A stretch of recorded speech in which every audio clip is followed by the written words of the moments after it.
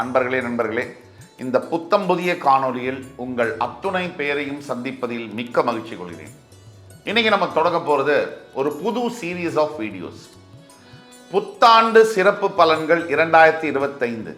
இந்த நிகழ்ச்சியை பார்த்து கொண்டிருக்கக்கூடிய அனைத்து நேயர் பெருமக்களுக்கும் புத்தாண்டு சிறப்பு பலன்கள் வழியாக 12 ராசிகளுக்கான புத்தாண்டு பலன்கள், ஒவ்வொரு ராசிக்கும் தெள்ள தெளிவாக வருகின்ற ஆங்கில புத்தாண்டு 2025 எப்படி இருக்க போகுது, அதை பற்றி தான் இந்த வீடியோ சீரியஸ்ல பார்க்க போறோம்.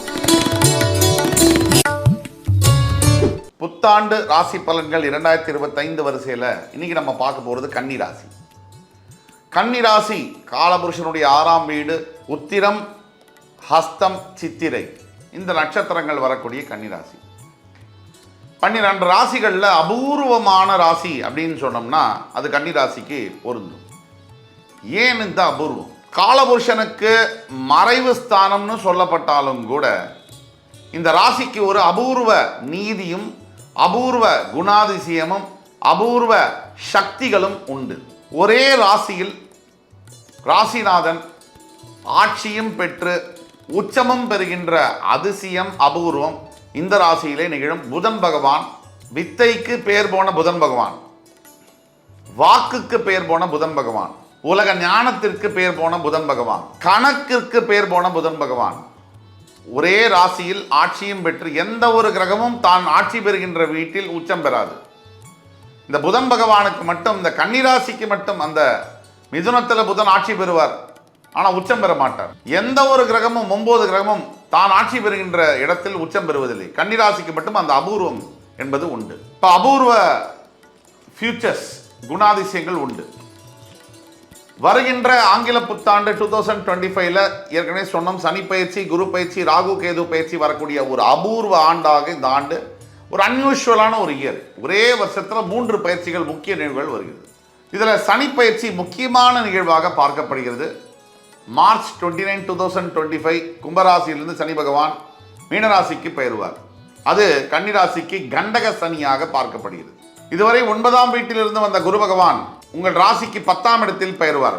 அதற்கு அடுத்தபடியாக உங்கள் ராசியில் இது நாள் வரை 1.5 ஆண்டுகளாக வாசம் செய்த கேது பகவான் உங்கள் ராசிக்கு 12ஆம் வீட்டில் பெயர்வதும், உங்கள் ராசிக்கு 7ஆம் வீட்டில் இருந்து வந்த ராகு பகவான் 6இல் பெயர்வதும் மிகப்பெரிய பாசிட்டிவான யோகமான ஒரு விஷயம். இப்ப கன்னிராசிக்கு என்னென்னலாம் நல்லது, சாதக பாதக பலன்கள் வருகின்ற புத்தாண்டுல 3 பயிற்சியும் சேர்த்து அதுக்கு உண்டான தீர்வுகளை அதை பற்றி தான் பார்க்க போறோம். முக்கியமான ஒரு விஷயம், உங்களுக்கு தெரிந்தவர்கள் யாராவது, நீங்கள் கன்னிராசியாக இருந்தாலோ உங்களுக்கு தெரிந்தவர்கள் யாராவது கன்னிராசியில் இருந்தாலோ இந்த வீடியோவை அவங்களுக்கு ஃப்ரெண்ட்ஸ், ஃபேமிலிஸ் அண்ட் ரிலேட்டிவ்ஸ்க்கு ஃபார்வர்ட் பண்ணுங்க.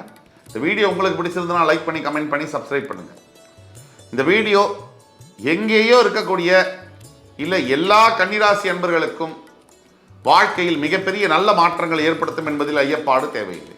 கன்னிராசி 6ஆம் இடத்தில் இருந்து வந்த சனி பகவான் 7இல் மாறும் கண்டக சனியாக வருகிறார். கண்டக சனி அப்படின்னோடனே நம்ம உள்ளதை உள்ளபடி உறக்க சொல்லக்கூடிய தன்மையுடைய ஒரு ஆஸ்ட்ராலஜர். கன்னிராசி 7ஆம் வீட்டில் வரக்கூடிய சனி பகவான் மிகப்பெரிய சோகங்களை ஏற்படுத்துவார், சில துக்கங்களையும் தடைகளையும் ஏற்படுத்துவார்னு சொல்றது முற்றிலுமான பொய். கன்னிராசியில் சனி பகவான் ஆனவர் 11 ராசியிலும் இடம்பெறாத சுபத்துவத்தை கன்னிராசியில் உட்காரும் போதோ கன்னிராசியை பார்க்கும் போதோ தீருவார். கன்னிராசியில் கண்டக சனியாக வரக்கூடிய சனி பகவான் அது மோட்சஸ்தானமாக வருவதனால இதுவரை பார்க்காத மிகப்பெரிய ஆலய தரிசனங்கள், கர்ப்பகிரகத்தில் இருக்கக்கூடிய பெரிய கோவில்களில் இருக்கக்கூடிய அபூர்வ தெய்வங்களை தரிசனம் செய்யக்கூடிய பாக்கியத்தையும் யோகியதையும் தருவார்.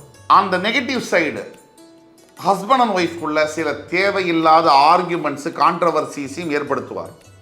ஆனால் அதை பற்றி பெரிய அளவில் கவலைப்பட தேவையில்லை. இது பாயிண்ட் நம்பர் 1. ரொம்ப வருஷமாக இருந்து வந்த கடன் தொல்லைகள், பண தொந்தரவுகள், கொடுக்கல் வாங்கல் பைசல்களில் இருந்து வந்த தகராறு, பஞ்சாயத்துகள், நோய் வாய்ப்பட்டு அதற்கு நிறைய பைசாவை செலவழிக்கிறது. இந்த எதுக்கு வேணால் பைசா செலவழிக்கலாம், நோய்க்காக செலவழிக்கும் போது அதில் பிரயோஜனமும் இல்லை, வலியை வேற தாங்கணும், பைசாவும் செலவாகும், எந்த உருப்படியான வேலையும் செய்ய முடியாது, நம்மளை வேற ஒருத்தர் பார்த்துக்கணும்.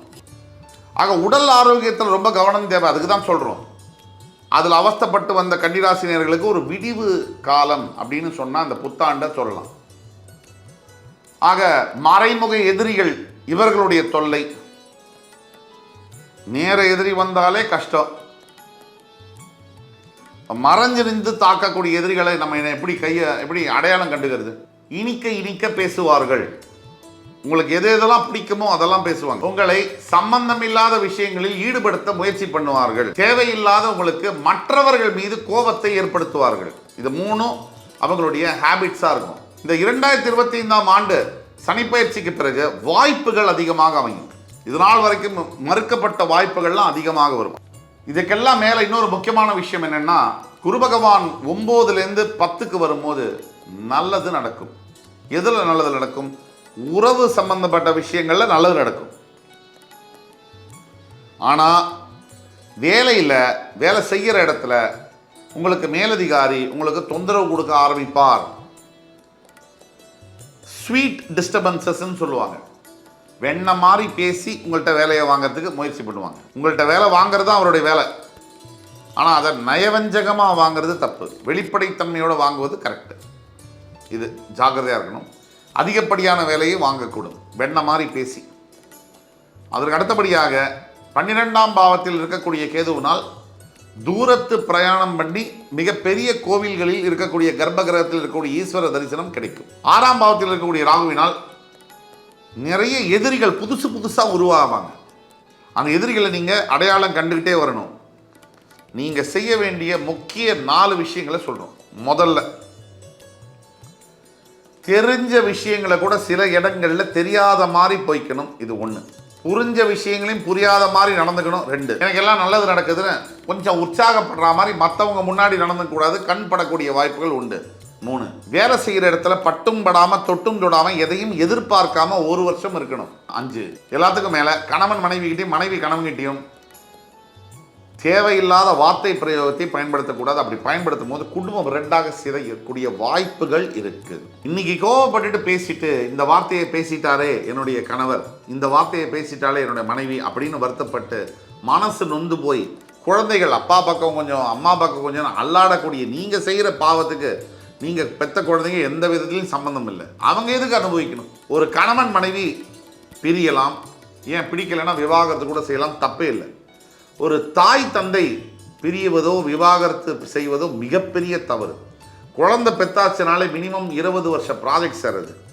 அது நடுவில் நான் எந்த காரணத்துக்காகவும் நான் அதை உடைக்கிறேன்னு சொன்னால் அது பாவம். இந்த 6, 12ஆம் இடங்களில் ராகு கேதுக்கள் வருவதனால வாகன மாற்றங்கள், வீடு மாற்றங்கள் போன்ற விஷயங்கள் நடந்தே தீரும். சனி பகவான் சமசப்தமஸ்தானத்திலிருந்து ராசியை பார்ப்பதினால் பிடிவாத குணம் அதிகமாகவும் வீண் பிடிவாதமாக இருக்கக்கூடிய வாய்ப்புகள் உண்டு.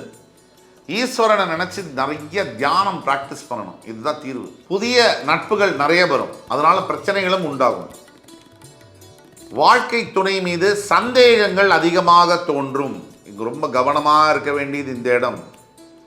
முதல்ல சந்தேகம் வந்தா யார் மேல சந்தேகப்படுறோமோ அவங்களோட நிம்மதி அடுத்தது தான் போகும். நம்ம நிம்மதி தான் முதல்ல போகும். இன்னொரு ரொம்ப முக்கியமான விஷயம், கன்னிராசினியர்களுக்கு குடும்பத்தை விட்டு பிரிந்து இருக்கக்கூடிய சூழ்நிலைகள் வரலாம். அதை நினைச்சு வருத்தப்பட வேண்டாம். அது டெம்பரரி தான், பர்மனன்ட் இல்லை. கட்டிடத்துறை, காவல்துறை, மருத்துவத்துறையில் பணியாற்றக்கூடிய அனைத்து கன்னிராசி என்பவர்களுக்கும் இந்த ஆண்டு திருப்பு முனை ஆண்டாக இருக்கும். பெரிய பிளஸ் பாயிண்ட் என்ன அப்படின்னா, இதுவரைக்கும் திருமணம் நடக்கலை அப்படிங்கிறவங்களுக்கு திருமண நிச்சயங்கள் நடத்தப்படலாம், திருமணங்கள் நிச்சயமாகலாம் இந்த ஆண்டுக்குள்ள. அது ஒரு பெரிய பிளஸ் பாயிண்ட். ஆக தீர்வுகளை நோக்கி நம்ம பார்க்கும்போது முதல் தீர்வு மறுக்க முடியாத தீர்வு. திருநள்ளாறில் வீட்டிருக்கக்கூடிய, காரைக்காலில் பக்கத்தில் திருநள்ளாறில் இருக்கக்கூடிய தர்பாரண்யேஸ்வரர், அவரை கோவிலுக்கு போய் நல தீர்த்தத்தில் நீராடி நல்லெண்ணெய் தீபம் ஏற்று அபிஷேகம் செய்து, சனீஸ்வரனுக்கும் அபிஷேகம் செய்து, தூணில் இருப்பார் சனீஸ்வரன், அபிஷேகம் செய்து கருங்கோலை மலரை அவருக்கு சாத்தி அதுக்கு பிறகு வெளியே வந்து வஸ்திரதானம், அன்னதானம் வழங்கும் போது ஏழை எளியவர்களுக்கு மிகப்பெரிய அளவில் நல்ல பலன்கள் உண்டாகும். 2, உங்கள் வீட்டுக்கு பக்கத்தில் இருக்கக்கூடிய ஈஸ்வரன் கோவிலுக்கு ஒவ்வொரு ஞாயிற்றுக்கிழமையும் சென்று நல்லெண்ணெய் தீபமேற்றி சனீஸ்வர பகவானுக்கு அர்ச்சனை செய்து வரும்பொழுது பெரிய அளவில் மாற்றங்கள் நிகழும். இது எல்லாத்தையும் விட 3வது பிராயச்சித்தம்னு பார்த்தீங்கன்னா, அனாதை குழந்தைகள், பெண் குழந்தைகள், 15 வயதுக்குட்பட்ட குழந்தைகளுக்கு நீங்கள் செய்யக்கூடிய கல்வி உதவி, நீங்கள் செய்யக்கூடிய வாழ்க்கை சம்பந்தப்பட்ட உதவி, நீங்கள் பெரிய பணம் படைத்தவராக இருக்கலாம், பெரிய கோடீஸ்வரனாக இருக்கலாம், கொடுக்கணுங்கிற மனசு வேணும். பணம் கொண்ட பெயர்கள் மனம் கொள்வதில்லை, தரும் கைகள் தேடி பணம் செல்வதில்லை.